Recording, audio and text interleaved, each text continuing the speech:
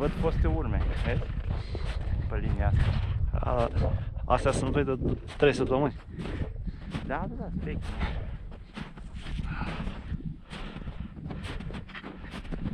Dacă nu merge, trebuie să l-am îndărăt.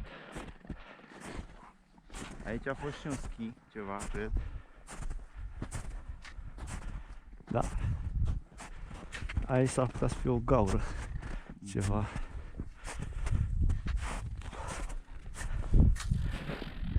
Ține bine că e zăpada asta proaspătă, e ok, știi?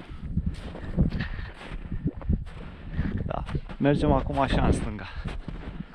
Nu, ține dreapta. Nu? Dreapta, băi. Serpentină, băi. No. Eu prefer așa.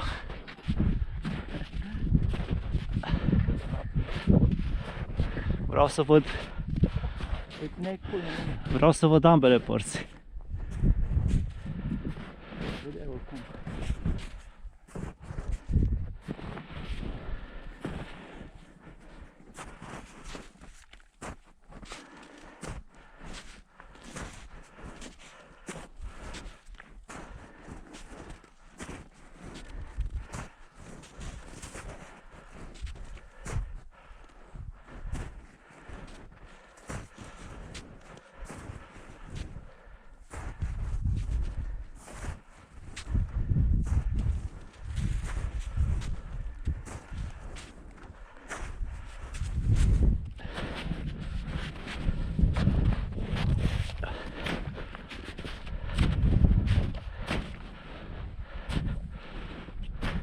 Hai, pe aici e ipoteca, da.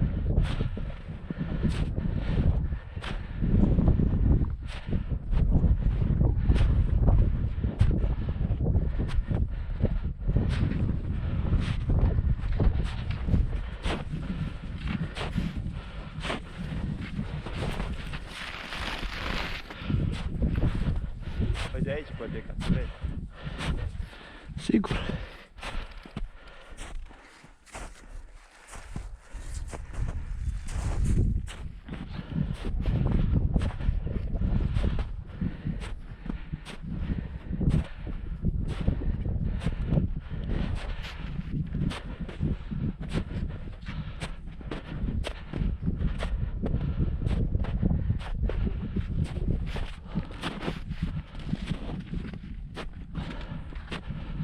Zăpada de sus foarte ok, de jos patru.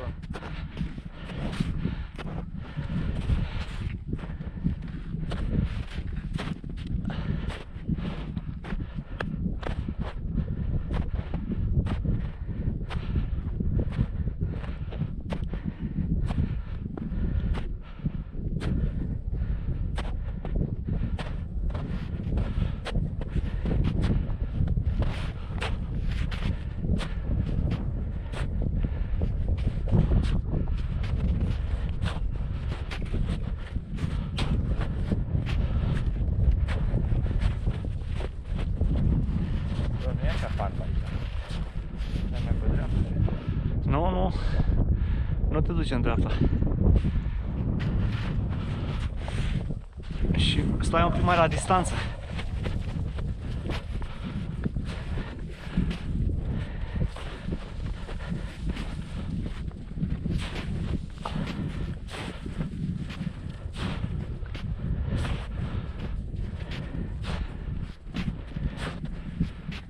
Nu te duci acolo.